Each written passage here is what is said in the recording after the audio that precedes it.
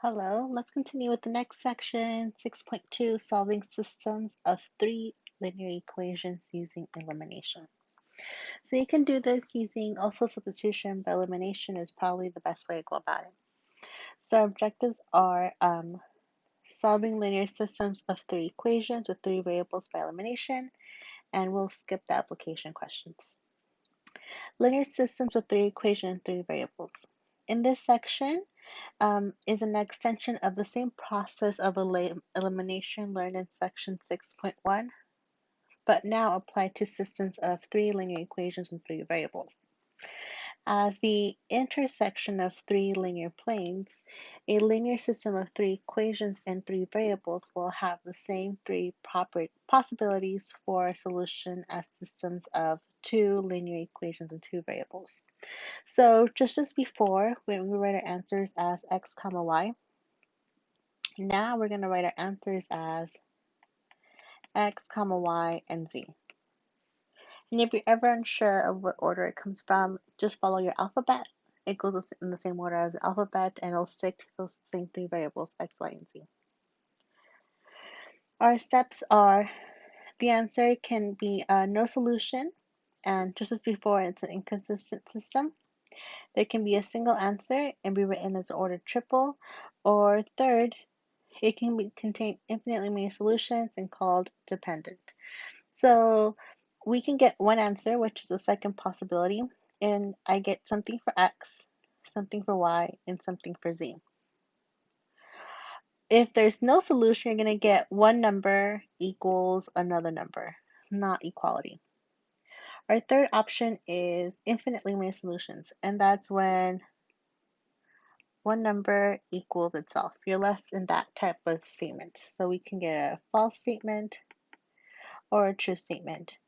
And that helps determine whether we have no solution or infinitely many solutions. If we don't get an answer such as x equals a number, y equals a number, and z equals a number. Let's take a look at example 1. Solve the following linear system. Noticing the first two equations have a variable y with opposite coefficients, we add these equations. So just as before, you want to take a close look at your x's, your y's, and your z's. And you're going to work with them two at a time. You want to get rid of the same variable twice. So I like to number my equations, equation 1, 2, and 3. And we see that well, I guess consistently isn't a good word. We see that our y's are something that we can get rid of.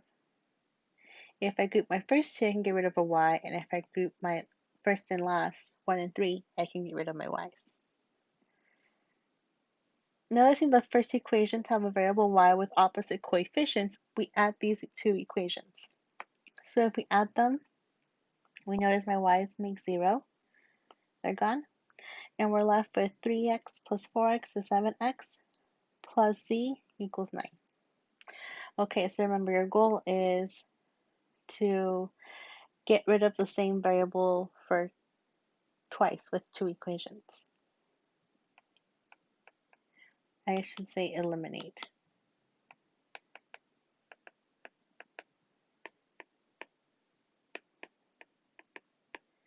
Alright, so here we used our first two equations. Now I can use my first and third equations and again eliminate the same variable. So get rid of the y. So I write equation 1 and 3 together. I see my y's, add to make 0. And we're left with 5x plus 7z equals 19. And for our other one, we were left with 7x plus z equals 9. All right, so we're going to temporarily forget that we have three variables and treat this as a question from our last section. How do we solve an equation like this? The results of the two eliminations leave the following system of two equations and two unknowns. So now we're back to section 6.1. That's something we can totally handle. All right, so you can choose to solve any method you like. I think elimination would be a good one. I see I can get rid of my z's if I multiply by a -7. So let's go ahead and do that. let's multiply our first equation by -7, and we're left with this. That gives us a 7. Let's write both of them together, and we see the z's. That was supposed to be a z. Add to make 0, and we're left with -49x plus 5x, which gives us -44x, and -63 plus 19 is -44. So we're left with x equals 1. All right, let's plug in x to one of our last equations. So pick whichever one you would like. X will be 1. So we get 7 times 1 plus z equals 9. 7 plus z equals 9. We get z is 2. Okay, once we have our answers of our two equations, we go back to the very beginning and take these two new findings, x equals 1 and z equals 2, and plug it into any one of our original 3 equations, whichever one you would like. So now we back substitute -1 for x and 2 for z into the equation. Let's use 2x plus y plus 5z equals 9. By doing so, we get that y is equal to 3. So we have all 3 answers. Remember, you write it as x comma y comma z. So what were our steps? For this example, we twice eliminated the variable y, leaving the system of 2 equations and 2 variables. After solving the system and finding x and z, we back substitute the values into one of the original equations to find y. We can describe the process for solving systems of 3 linear equations as follows. 1. Pick 2 equations and eliminate a variable. I think it should say same variable. 2. Take the unused equation and second equation and eliminate the same variable in step 1. 3. Solve the system of 2 equations that we found in steps 1 and 2. And 4. Back substitute to find the variable eliminated in steps 1 and 2. Let's do another example. So again, our goal is to eliminate the same variable.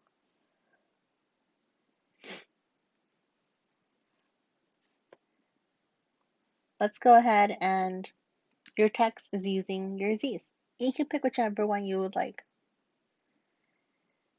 Let's get rid of our z's. So I see that we can play with 2's and 3's and work with 6's. Noticing that the second and third equations have a variable z with opposite coefficients, we can add these 2 equations. So we see for our second and third, let's number them, 1, 2, 3. If I add my last 2, those z's cancel out, right? So let's go ahead and do that so that my z's cancel out and we're left with 4x plus 3y equals 1.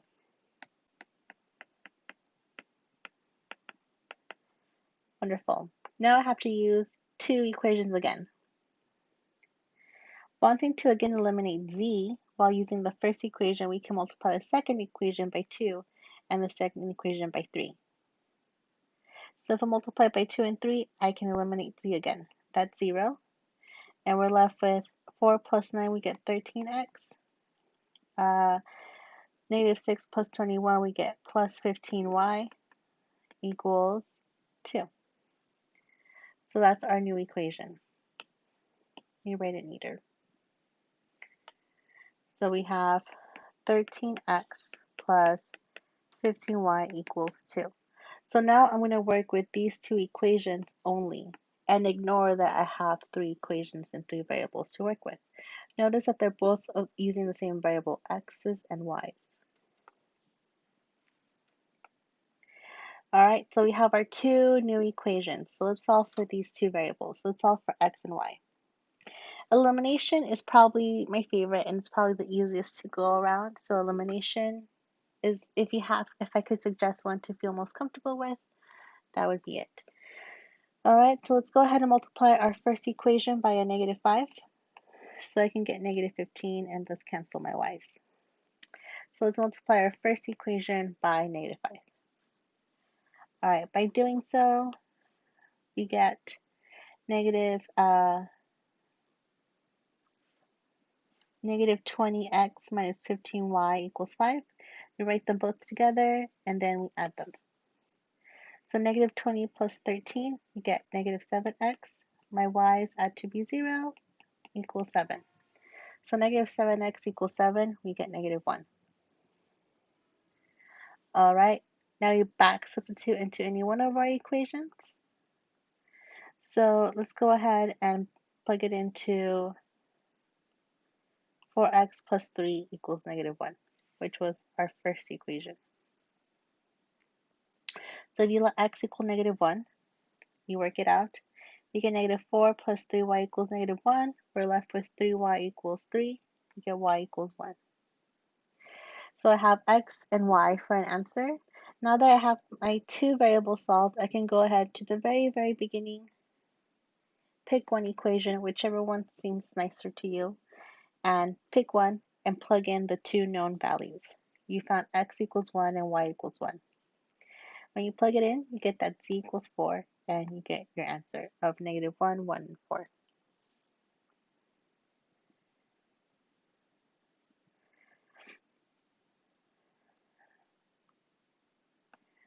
All right. Well, let's go into our next example. Example 3, solve the linear system. So we have 2x minus 5y plus z equals negative 2. X plus 5y minus 2z equals 14. And x plus 3y equals 10. Notice that on the third one we don't have a value for z. So our work is already done. Well, partly. As I'm trying to figure out what my system of two variables should be, I know I want to get rid of z because I'm already missing a z. So let's work on my other two equations and try to get rid of z again. So I know one of my answers I'll work with is x plus 3y equals 10. Now I need one more equation that's also missing a z. So let's get rid of a z. Recall the first steps outlined for solving a linear systems of three equations. Pick two equations and eliminate a variable. Take the unused equation and second equation and eliminate the same variable in step 1. If there's ever a missing term, such as we have here, it would be beneficial for us to see that these two steps are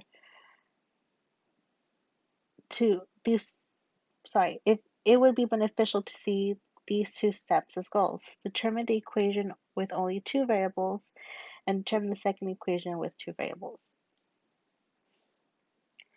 All right, the third equation satisfies equation 1, or goal 1.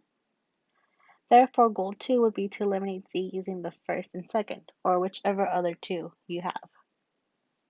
If I multiply by a positive 2, that would give me a positive 2z and allowing me to get rid of my z's. All right, so we have that work done here. We multiply by 2. So we get 4x minus 10y plus 2z equals negative 4. And our z's cancel out just like we know they would. They make 0. We're left with 5x minus 5y equals 10. All right, so now we have our two equations like we wanted.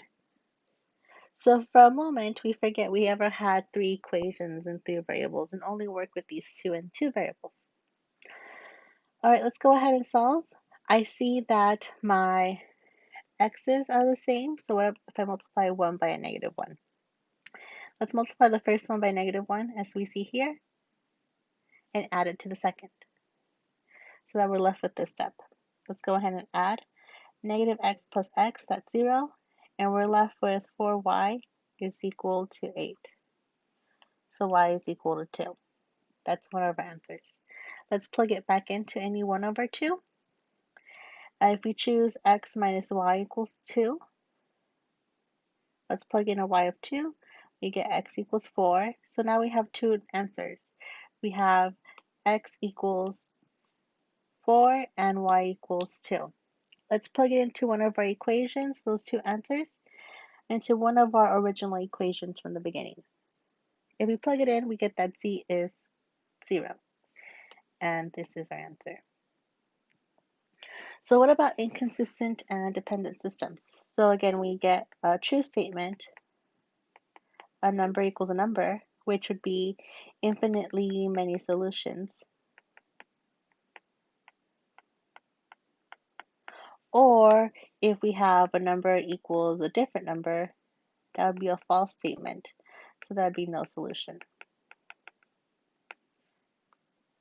Each of the 3 examples in this section have one thing in common, a single ordered triple as a solution. However, from our initial discussion of graphs of linear systems of 3 equations in 3 variables, no solution, infinitely many solutions are also possible answers. So you're going to go through the same process, but let me jump to the end so I don't take up too much of your time. As you're working it out, you're going to be left in a funny situation where, again, you have a number equals a different number. Once you're there, you're done. It's a contradiction, it has no solution, and it's an inconsistent system. Next example. What if we're working it out just as we did for our first two or three examples, and we're left with a number equals itself? That would be a true statement. So there's infinitely many solutions, and it's called a dependent system. Don't worry about finding a solution description solution set. That's not necessary. All right, that's it for this section. There's also application questions, which will not be part of your homework. Those are just word problems that we can use to solve unknowns in 3 variables.